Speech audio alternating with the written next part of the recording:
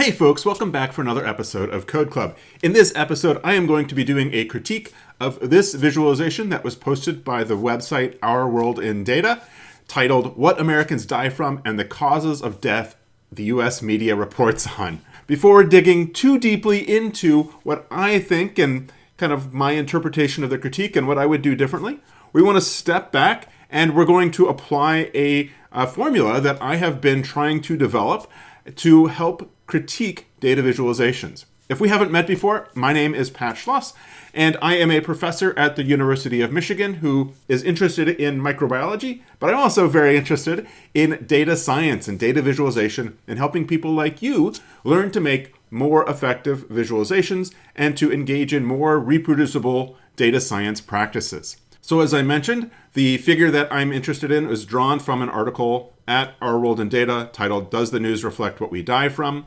It was written by Hannah Ritchie, Tuna Akisu, and Eduard Mathau. Sorry for the mispronunciations on the names. And it was posted October 6th of 2025. So I'm speaking to you on November 7th. And so this was published about a month ago. Again, I said it's published on Our World in Data's website. My sense is that Our World in Data aims for a fairly sophisticated readership. I kind of get the sense that they're really trying to be educational. They're trying to teach in their articles and the way they write and the way they present the data. And I don't know where I get this from, but I have the sense that they're really kind of customizing what they're trying to say towards like high school students or perhaps college age students. Obviously, you know how to surf the web if you've gotten here, but just in case you're like me and you don't really know a whole lot about Our World in Data, there's a nice About tab up here. Usually you can find the About tab at the top or the bottom of an article. And so if I go to About Us, you'll see their mission, right? Poverty, disease, hunger, climate change, war, existential risks, and inequality. The world faces many great and terrifying problems. It is these large problems that our work at Our World in Data focuses on, right? So if we scroll down further, you'll see that Our World in Data is produced in collaboration with folks at the University of Oxford. And so they are scientific contributors. And the University of Oxford is in the UK, right? And so a lot of the stuff is focused on the United States, like today's visualization. So what's the motivation for an article about this now, right? Is this timely? Who knows, right? And so if you kind of read through the article, you'll see that that they're interested in what is the role of the media. And so perhaps it's not certainly timely to them to be talking about death or causes of death. This might be a question that they would generally have about the media in general. Traditionally, however, the fall, this time of year, is commonly associated with death and thinking about one's death, right? So we just celebrated Halloween, which is the eve of All Saints' Day in the Catholic Church, right? So in traditional Christianity, we have All Saints and All Souls, November 1st and November 2nd. And so that is a time for a reckoning with death. And we typically think of fall as kind of heading into death, whereas winter is death, right? And so spring is coming to life and so forth, right? And so, I don't know, it is good to periodically think about your life and death and how you might die without being too morbid. So that's the description of the article and its context. Now let's think about analysis. And how is the article put together? What types of visualizations are included? And so as we scroll through here, we'll see that there's text surrounding these figures, but this is the figure that we're going to talk about today. And then they move on to thinking about how over and underrepresented are different causes of death. And so they then have this bar plot. And so it shouldn't be a shocker to you. The idea that from the media, if it bleeds, it leads, right? So if there's a murder, that is the first story that they're going to talk about at the 7 o'clock news or whatever the news is, right? And so you see that with like homicide and terrorism. These are things that get large amounts of ink in the press, but not many people actually die from them relative to other things, say like heart disease, right? Like many people die of heart disease, but it never gets covered in the media. So if we look at the captions here in the note, it'll tell us that based on the share of cause of death in the US and the share of mentions for each of the causes in the New York Times, the Washington Post, and Fox News.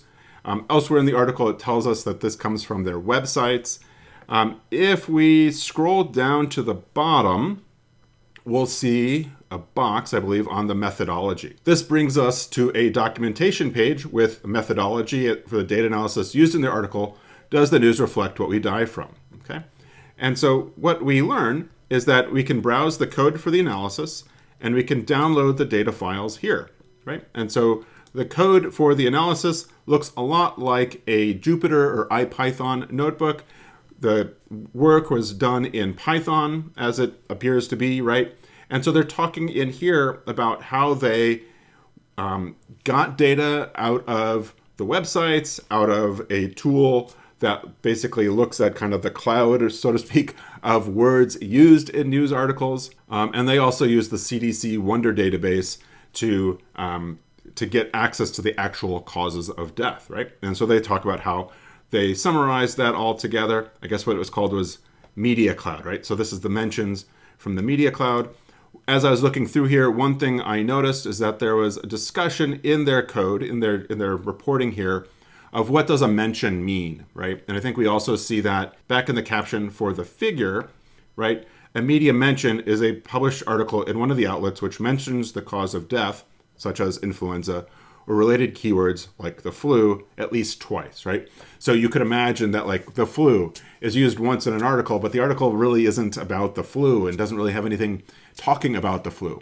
And so what they decided based on their exploratory data analysis was to require that the word like the flu or influenza be mentioned at least twice in an article for that to count as a mention. Okay, so that's a little bit about the data and where it came from. And so you might quibble a little bit about that methodology, but at least they're transparent about it. In the directory that I downloaded from that page, you'll see a variety of things, including the methodology, the Python for the query generation, and then that IPython notebook or Jupyter notebook, and then also a data directory. So looking in the data directory, so we can see figures that resemble the type of figures that they used in their article, right? And so not exactly the same thing, but very similar. And so here's some of that discussion, right, between single mentions and multiple mentions using the New York Times. Ultimately, they went with those multiple mentions, where homicide was reported 41.9%, which is right here, so 42%. There's also CSV files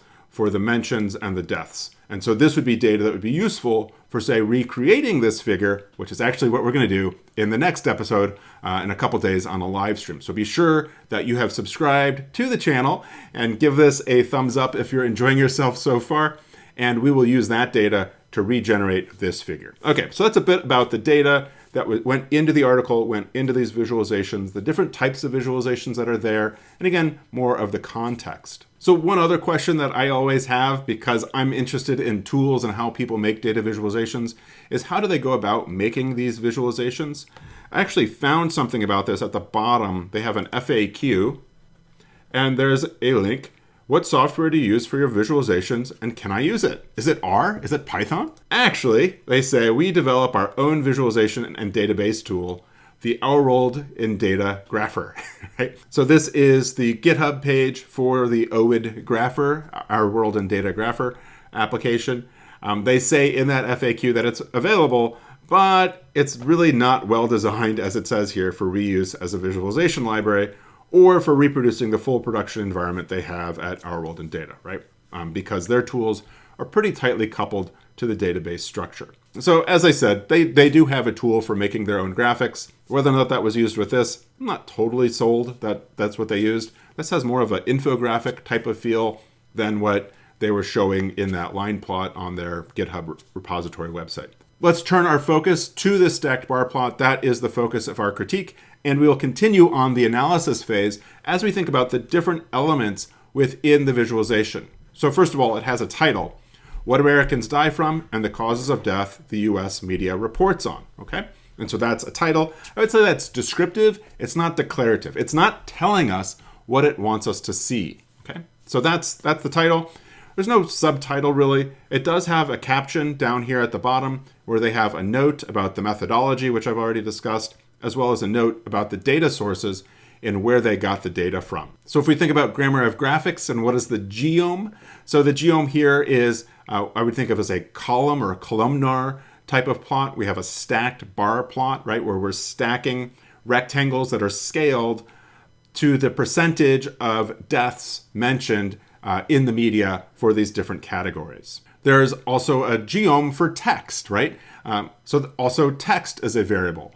And so they've got the different types of diseases And next to it, in parentheses, it has the percentage of deaths attributed to that cause for the actual cause of death here on the left.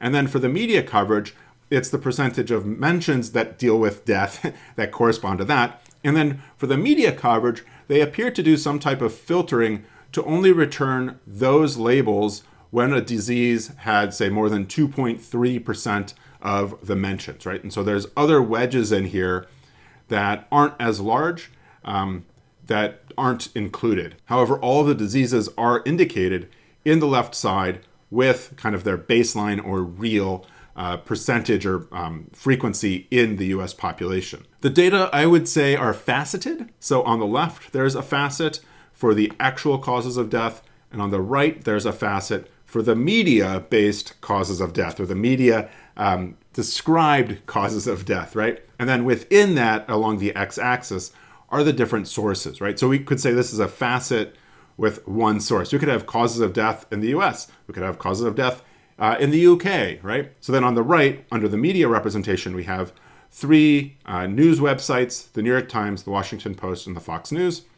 For those that don't know, this is kind of spanning a bit of the continuum of political bias, with New York Times being on the left, Fox News being on the right, and the Washington Post being kind of in the center. The y-axis then is the relative frequency of that type of death, either as an actual cause of death or in the mentions in the media. Each cause of death then has a different color ascribed to it, and that color is used across all four stacked bar plots, right? So heart disease has this bluish color in the US causes of death, and we see that as the same color all the way across. There are also a few annotations included in this plot that I find pretty helpful. So first, the left facet has a title and the right facet has a title. The ones on the right under the media coverage also have what you might think of as x-axis text or labels. Normally we think of those as going at the bottom of a plot. Here they're on the top, right? And so we could also think of this in the US in 2023 to also be a type of x-axis text. What I also noticed then is that the color for the source of information maps to the title. So what Americans die from, like what do they actually die from, is in blue, and then the title is in blue. And there's an annotation arrow to kind of draw that together with that arrow. Similarly, for the media reports, that's in a reddish color, and it has a reddish arrow pointing you to the media data on the right side of the plot. Again, that's the analysis phase of the critique. Now we're going to turn to the interpretation of the critique to see, does the plot do what it sets out to do? So because this plot doesn't have a declarative title, I'm left a little bit on my own to interpret the plot. Of course, we also have the text from the article. So I want to see if I can interpret this first before I go look for what the article wanted me to take away from it. So I think there's two big pieces of information. So the first is that what the media covers as causes of death are way out of alignment with the actual causes of death and their frequency in the US in general. So that would be observation one. Observation two then would be that these three media sources, the New York Times, the Washington Post, and Fox News, as different as they are politically and from their point of view perhaps, they don't really vary a whole lot in how much they cover these different types of causes of death. So then the question is that actually what they wanted me to take away? So let's come back to the article, to the section where we found that figure. And what we're going to see is there are two big takeaways from this analysis. The first is the actual distribution of deaths shown on the left is very different from those on the right. That was my first one. The second insight is how similar the distribution of coverage is between the three media outlets, right? That was the main takeaways, right? Those two main takeaways. That again, the causes of death, the actual causes of death, those rates are very different than how they're reported on. And then different media venues report more or less the same rate, those different causes of death. So I always feel that a good visualization is going to pique my curiosity and cause me to ask more questions than what is available here. And I suspect oftentimes that the authors of the article had the same types of questions, but it didn't pan out. So I don't mean to criticize the authors for not touching my favorite questions, but I think having your curiosity piqued, again, I think is a natural product of a good visualization. So one thing that occurred to me is that this is looking merely at mentions, right? So was homicide or murder mentioned in an article, right? it doesn't tell you anything about how the story was covered, right? If you're talking about murder and Fox News, you might think, is this a problem with immigration, right? Is that from a context of thinking about broader societal problems, things that conservatives tend to kind of make a big bogeyman? Whereas the New York Times, is homicide, perhaps dealing with kind of the social factors that lead to homicide or some of these other types of factors, right? So we're losing some of the context by merely looking at the mention of different types of words. Again, that does get a bit away from the question they had was, are the actual causes of death as frequently represented as they are in the media? Another question that I had about the media is that they took data from these 3 websites. It would be interesting to know if the web-based media is different from like a television or video-based media, right? So Fox News has a TV channel, right? And so are the mentions of these causes of death different on their website versus on their television channel, right? And so you could begin to think about other media channels that have video. So like Fox News on the right, MSNBC on the left, and maybe CNN's in the middle. You might quibble with that. I don't know, maybe headline news in the middle. Is there a difference between kind of written media versus video media? And so again, your ideas get going and you could begin to think, well, this is Americans, but what about the UK, right? How does that differ? Or if you go to other, very different cultures from the West, right? So if you went to China or Japan, how would those representations vary if we got the same type of data from those cultures? Now I'm going to turn to judgment. So what do I think of this visualization and how effective was it at communicating what it was trying to communicate? So I would say clearly it was effective because I was able to look at the plot, interpret it, go to the article, and come up with the same points that they were trying to highlight actually in the same order, right? So the hierarchy of the plot, I think, conveyed the hierarchy of information that they were trying to portray. That being said, there are things about the plot that I liked and didn't like so much and would want to experiment with changing. The first thing I'll focus on is something I liked. So what I really liked was this title. I do prefer more declarative titles, like tell me what you want me to see. Again, this is descriptive, but what I liked about the title was that what Americans die from was in the same color as the title, and that it even had an arrow to point me down to the data. Then, and the causes of death in the US media portrays on, right, is in red and points to the data that also is titled in that same shade of red. I'm really a fan of being able to embed legend information in the title because I think you can get the title to do more work for you if you can embed some of that information in the title rather than having a legend off to the side that kind of takes up space. In general, I hate stacked bar plots, and I'll get to my reasons for hating stacked bar plots here in a minute, but I want to focus on what they did to make stacked bar plots a bit more effective than they ordinarily would be. Okay? So first of all, on the left, they have effectively a legend, right? So normally, again, we'd have a legend off to the side in like a scientific publication where we would have 15 different colors because there's 15 causes of death here, and you'd have 15 colors and 15 labels next to them. But what they did, again, they embedded the legend in one of the stacked bars. And so that was the causes of death in the US. And so we can then see, okay, heart disease is this blue color, cancer is this red color, accidents is green, stroke, orange, and so forth, right? And so they label all of the different disease categories. And so we know what the color is and we know what their order is. So that when I come over and look at the media information, again, they're only highlighting the causes of death that were more frequently mentioned, more than 2.3% of the time for heart disease here at Fox News. But if I wanted to know, like, what is this tile here between COVID-19 and drug overdose? Well, I can come over here. I can see COVID-19. I can see drug overdose. Oh, in between there is influenza pneumonia. So that is influenza pneumonia. So again, because they embedded that legend information in the actual causes of death, it made it easier to interpret the rest of the data. I think the other thing that this has going for it is that the similarity and the stark difference, right? The similarity in the media coverage, I don't need to have the names of the diseases or the percentages to see that these three stacked bar plots are pretty similar to each other. I also don't need to have the labels. to know that the coverage is very different from the actual causes of death. So again, we don't need the text to tell us the story. The text, I think, adds information. And so perhaps that's why I wouldn't critique this so harshly for using a stacked bar plot, because it's effective in spite of, in some ways, being a stacked bar plot. So why do I hate stacked bar plots? Well, there's too many colors, right? And so there's 15 different colors here for 15 different types of disease.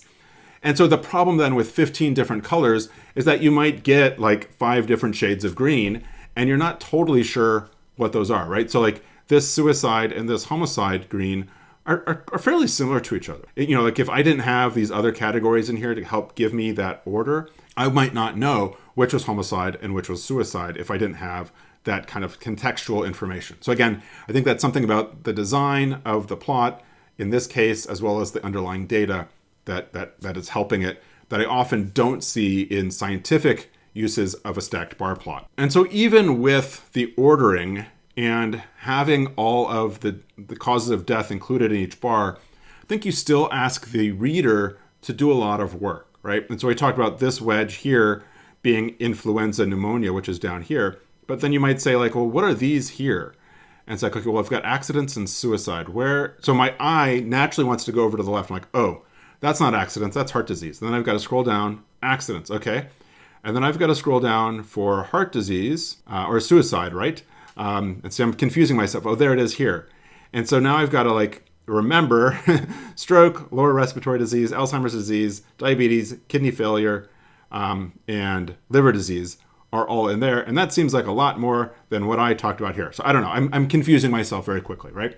And so I can figure it out, but you're asking me as your audience to do a lot of work. That doesn't necessarily relate to their primary question of, is the media accurately portraying what people actually die from? And is there variation in the media? But still, you're including the information here, so I want to know what it is and I want to know how to interpret it. Another problem with stacked bar plots is interpreting the same value across multiple x-axis categories, right? So if I wanted to compare like COVID-19 across, then, if I'm sitting back, then I don't know if this rectangle for COVID-19 at the New York Times is bigger or smaller than for Fox News, except that they gave me the number, right? But if you don't have that number, or if you don't even have the label, right, which is what we see in a lot of scientific publications, then you lose that information. You ask your audience to do a lot of work when they don't have a common reference point to make a comparison. So what do I mean by that? Well, take terrorism, for example. It's very easy to compare terrorism across these three because they have a common foundation, literally, right, on the x-axis. They all meet the y-axis at 0. And so then I can very easily see that, New York Times talks about terrorism the most, followed by the Washington Post, followed by Fox News. I don't need the numbers to see that, right? By the same token, I could look at heart disease that has a common anchor up at the top. And I can see that these are all very similar to each other. Maybe I can see that the Fox News rectangle is a little bit thinner than that for the New York Times and Washington Post, right? But once you move away from that common anchor, it gets harder and harder to see the differences between those different groups. So you might ask, Pat, what would you do differently than a stacked bar plot? I would use a dot plot. So let me draw it for you here on my tablet. On the y-axis, I would have my causes of death. And then on the y-axis, I would have percent of deaths. And you could put that percent deaths on the bottom or the top. I like putting it on the top because it makes it much easier to read. When people interpret or read a page, they make a Z pattern with their eyes naturally, right? So we start in the upper left. So what Americans die from, scroll over, back, and the causes of death the US media reports on, back to causes of death in US 2023, right? That's how my mind starts to interpret that visualization. Here we could put what does the y-axis represent, what does the x-axis represent up in the upper left corner, so that that's where they're going to start their interpretation of the visual, right? And so up at the top, I could put heart disease, right? I could put cancer, I could put accidents, and on down to homicide, sorry for my handwriting, and terrorism. And so again, we're going to have from, say, 0 out to, let's do, I'm going to say 50. I think the largest value is actually 52, but work with me. And then I'm going to use probably 4 different symbols. And so let's use a gray line to indicate the actual causes of death, right? So heart disease is at 30%. So I might put a gray line there. Cancer is at 27, put something there. Accidents at 7.8, that goes down there. Homicide and terrorism are very low. They would be down here. So we'd say gray equals actual. Let's use different colored symbols, maybe colored dots for the different media, right? So heart disease at 2.8, I would put a circle, say for the New York Times. Cancer at 4.1 for the New York Times would be up like that. Accidents would be 9.7, move that up, right? And then homicide for the New York Times would be 42%, right? So that might be way over here. And terrorism is at 18%, which we might put here, right? So we might say this is the New York Times. And then we could do the Washington Post. And we do, I'm not going to totally match what they did. We might put that there. We might put that there. We might say this is the Washington Post. And then let's pick another color. Let's pick purple for Fox News. Draw in those points, right? And add that to our legend, okay? So this does a few things.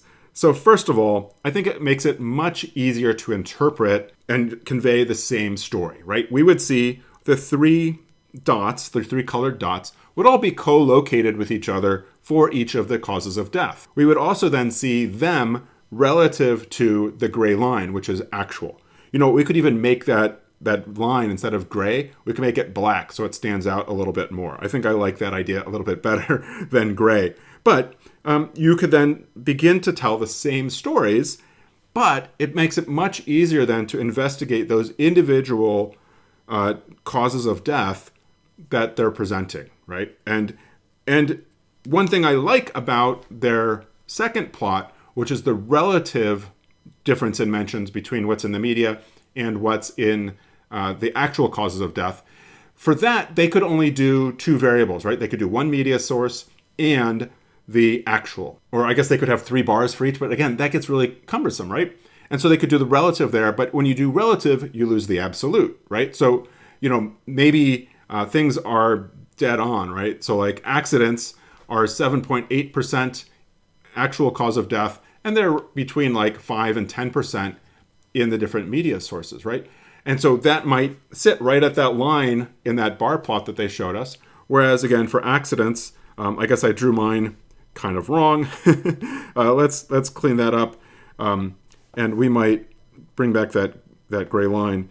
And we might see for accidents something like that, right? And so we could see that accidents, the media actually gets right? The causes of death, the actual cause of death by accidents mirrors what the media is actually reporting on. I prefer this. The other thing I like about this is that it's a lot cleaner than what they had in their plot. They've got lots of color for big blocks that kind of confuse you, right? Like if you're trying to compare back and forth. They've got lots of text. Their numbers goes out to the 10th place as a decimal place for many of the values. I guess they're trying to get 2 significant digits, which is fair, but it just adds a lot, right? And so this plot ends up being fairly busy compared to something like this dot plot. So if I was coaching the people at Our World in Data, I would encourage them to make a dot plot like this one that I have on my tablet. Why might they be reluctant to do this? Well, I can imagine, based on the visualizations I've seen on their site and other media sites, is that people seem to like bar plots a lot, even though they have all these problems. And so it'd be interesting to compare the stacked bar plot representation compared to something like this dot plot, where you're not using scientists actually as your audience, but you're going out to high school students or college students and seeing, which is easier for them to interpret, which causes them to ask more questions of the data.